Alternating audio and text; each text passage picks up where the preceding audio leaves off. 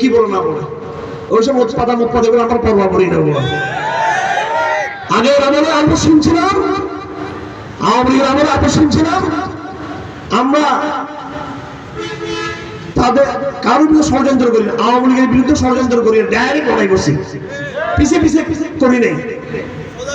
হকের প্রশ্নে নসিহত দিয়েছি, তোমরা ভালো হও, তাগুতপন্থা ছাড়ো, সেকুলারিজম ছাড়ো, কুফর ছাড়ো, শিরক ছাড়ো, নেফাক ছাড়ো, ইমানের পথে আসো। সেই আহ্বান আওয়ামী লীগের আমলে ছিল। আর বর্তমানে এনজিও মুনাফিক সরকার যারা, এদেরকে আমরা বলে যাচ্ছি ইমানদার হওয়ার জন্য, কিন্তু এদের ইমান আমেরিকার প্রতি। আগে যারা ইমান তাদের ভারতের প্রতি ছিল, আগামীতে যারা আসবেন প্রত্যেকটা মাহফিলের সব জায়গায় এখন জোয়ার, নির্বাচনের জোয়ার, সাবধান করে দিচ্ছি, ওদিক থেকে শিক্ষা নেবেন। হাসিনা আল্লাহর আনুগত্য আসতে পারেনি, ডক্টর ইউনূস সাহেব আল্লাহর আনুগত্য আসতে পারেনি, এখনো হজ করেনি, উমরাও করেনি। এই ভদ্রলোক নামাজও পড়েন না, 5 ওয়াক্ত নামাজ ঠিক মতো মাঝে মাঝে পড়েন কিনা জানি না। এগুলো জেনে শুনে বলতেছি। এই উপদেষ্টাদের মধ্যে আমাদের অনেক আপন মানুষরা আছেন। আবু খালেদ সাহেব না, উনি তো হুজুর, উনি তো আসেন, আরো আছেন আমাদের ঘনিষ্ঠ, আমাদের পরিবারকে চিনেন। আফসোসের বিষয় ইমানদার হতে পারে নাই। আগামীতে যদি আল্লাহ পাক আপনাদেরকে ক্ষমতা দিয়ে থাকে, আপনাদের যারা এখন প্রতিযোগিতা শুরু করতেছেন যে কোনো দলকে, আল্লাহর ওয়াস্তে আপনাদের প্রতি আমাদের প্রথম ডিমান্ড থাকবে, এই কোরআনের শিক্ষা ব্যবস্থাকে এই দেশে চালু করতে হবে। আর না হয় আপনাদেরকে আমরা উৎখাত করবো, ইনশাআল্লাহ উৎখাত করবো আপনাদেরকে, যারাই যান। কারণ এই দেশের জনগণ শিখে গেছে রাজপথ থেকে আবার দেশ শাসন হয়, এটা শিখেছে আমরা জুলাই বিপ্লবে। সংসদের চেয়ে, বঙ্গভবনের চেয়ে, আদালতের চেয়ারের চেয়ে, ডিসিএসপির চেয়ারের চেয়ে রাজপথ বাংলাদেশে শক্তিশালী। রাজনীতি সিদ্ধান্ত হবে ইনশাআল্লাহ।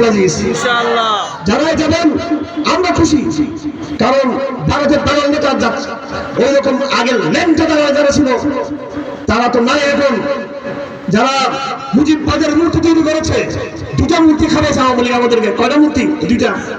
এক মুজিববাদের মূর্তি, আরেক রবীন্দ্রবাদের মূর্তি।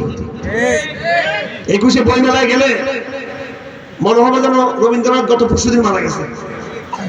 রবীন্দ্রবাদ, রবীন্দ্রবাদ, রবীন্দ্রবাদ, রবীন্দ্রবাদের বাংলাদেশ কায়েম করেছে, অথচ রবীন্দ্রবাদ এত শিক্ষিত কেউ ছিলেন। এটা আবার বলুন হুজুর কি বলতেছে? আমি জেনে শুনে বলতেছি, আমি জেনে শুনে বলতেছি। উনি নকল করতেন, দেওয়ানা হাফিজ নকল করতেন, গুলিস্তা চুরি করতেন, বুস্তা চুরি করতেন।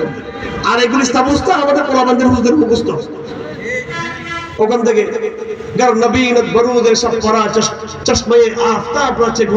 এটা আমি তো ফার্সি ভাষা না জানতাম।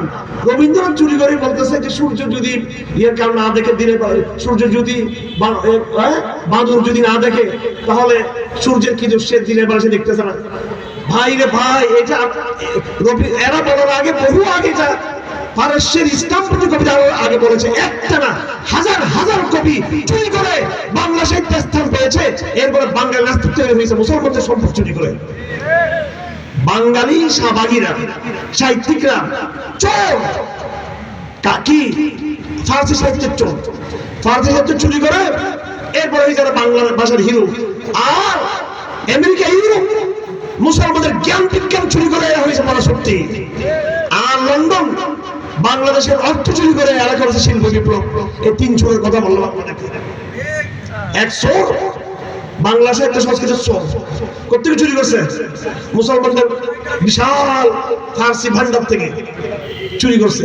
আরবিতে কম দাম বুঝতে পারতো না, সেটা কঠিন, কারণ দিওয়ানা হামাসা তারপর তারা বেগুলো কঠিন, ওই ফার্সি থেকে চুরি করছে বিশাল ভরা। এক চোর।